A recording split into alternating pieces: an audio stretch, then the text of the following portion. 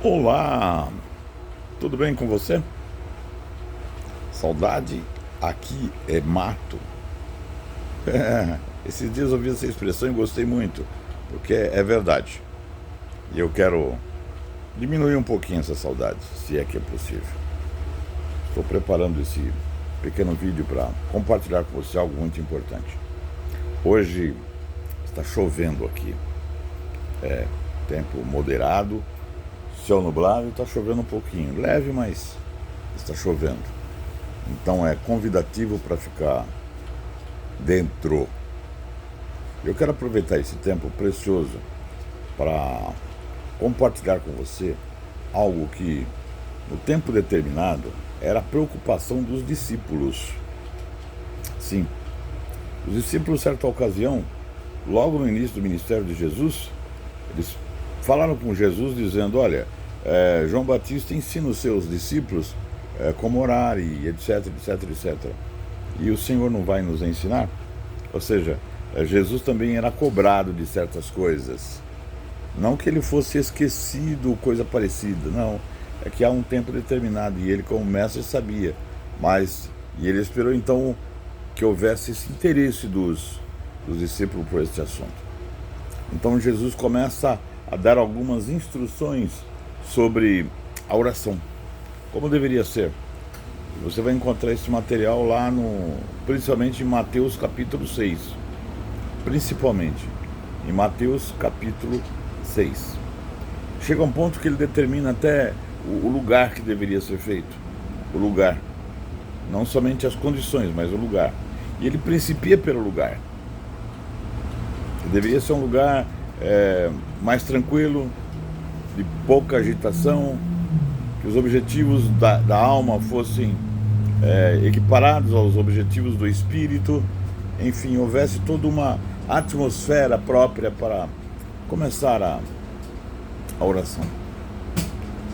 E dentro da oração, que eu vou ler para você daqui a pouquinho, eu quero destacar algo, um conceito, um fundamento que está dentro da oração. E ele diz: para que as vossas orações sejam atendidas. Não é somente Jesus que fala isso. Essa questão de oração ser feita e ser atendida. Não basta apenas fazer oração, que Deus vai ouvir. Não basta fazer apenas oração em nome do Senhor Jesus, que o Pai vai ouvir e vai dar ordem aos anjos para vir entregar para você a cesta básica, os recursos, a provisão. Não é assim. Existem algumas condições. Por exemplo, quando Paulo escreve à igreja de Corinto, ele diz assim: se marido e mulher, e ontem eu comecei a falar com você que eu queria gastar esses dias que antecede Pêssar com temas ligados à família, a relacionamentos. E ontem eu escrevi algo. E aí, hoje eu quero falar. E lá, Paulo escrevendo aos Coríntios, ele diz assim, que o relacionamento entre marido e mulher deveria ser um relacionamento aberto, dinâmico, construtivo, edificante.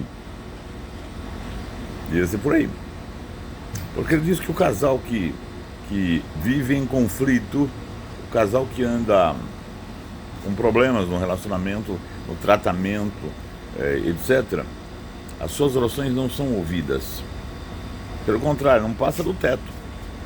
Então é necessário que haja uma convivência, um relacionamento dinâmico com eles, para que as orações sejam ouvidas pelo Senhor e depois respondidas. E aí a gente vê outro dia sobre isso, tá? Mas agora eu quero ficar com você aqui em Mateus capítulo 6, que Jesus diz: tá, então preste atenção,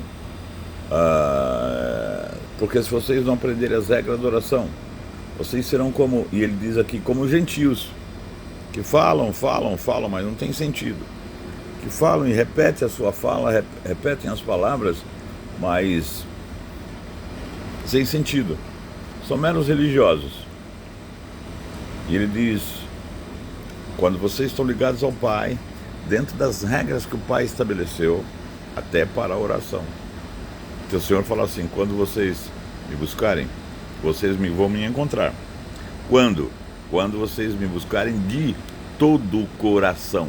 Presta atenção, de todo o coração. E ele diz lá, o profeta: então me buscareis e me achareis, quando vocês me buscarem de todo o coração. Ou seja, aí há uma condição.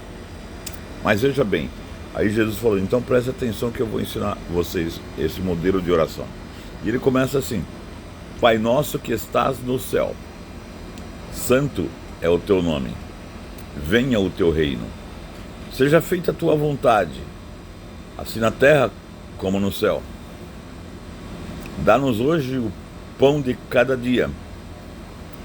Perdoa as nossas dívidas, assim como nós temos perdoado aos nossos devedores. E não nos deixes cair em tentação, mas livra-nos do mal, porque teu é o reino, o poder e a glória para sempre. Amém. Mas este amém não sela a oração, não para por aí. E ele esclarece: pois se perdoarem as ofensas uns dos outros, o Pai Celestial também perdoará vocês. Mas se não perdoardes uns aos outros, o Pai Celestial não perdoará as ofensas de vocês. Parece uma coisa simples, né, querido? Mas não é tão simples assim. Você se lembra a última vez que você teve que perdoar alguém? Lembra do processo? É dolorido, né? Meio complicadinho.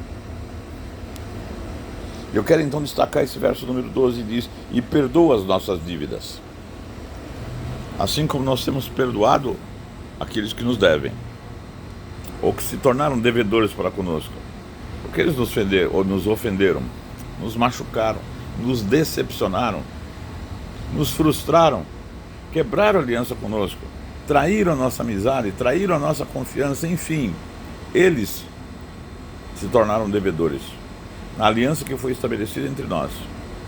Então, assim como nós temos perdoado, olha o referencial, querido, não é aquele referencial de pessoa religiosa, pessoa, aspas, espiritual, pessoa obreira na igreja, operante e dinâmico e tudo mais. Não, diz assim: o referencial para receber o perdão do Pai e os benefícios decorrentes desta oração,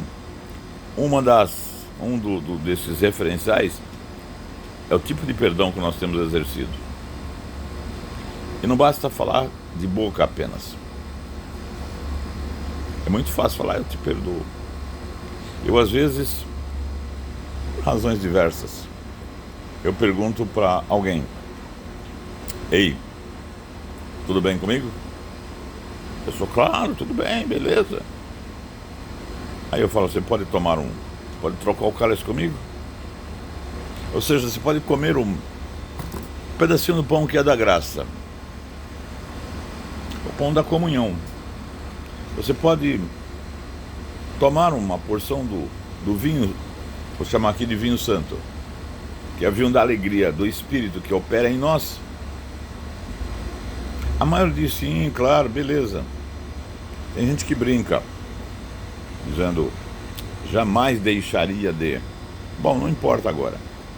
O importante é você saber que aquela pessoa que você se sentiu, às vezes a pessoa nem fez por intenção, mas você está magoado com ela, você está ferido com ela, em relação a ela, você está decepcionado, você está frustrado, houve uma quebra de alguma aliança e por falta de sensibilidade, às vezes a pessoa não se toca que magoou você, que feriu você. Você vai tocando o barco, mas na medida do possível vai evitando também certas coisas. Então o que o Senhor Jesus diz, que na medida em que você perdoa, você também pode desfrutar do perdão do Pai, porque o parâmetro é exatamente este. O parâmetro é o seu perdão, o parâmetro é o seu comportamento em relação àquela pessoa. Não existe aliança partida se os dois não estiverem de acordo com esse rompimento. Ah, eu não gosto mais de você, não quero mais saber. Também não quero, pronto, acabou. E também não existe uma aliança efetiva se um dos dois discordar disso. Eu não quero mais saber, não. Eu tomo um cálice com você, como um pão da aliança com você, não fala mais comigo. Ou se faz isso, de uma forma a agradar aqueles que estão olhando. Perdoa as nossas dívidas, assim como nós perdoamos os nossos devedores. Eu quero que esta reflexão de hoje sirva para você como aquele texto que eu costumo escrever.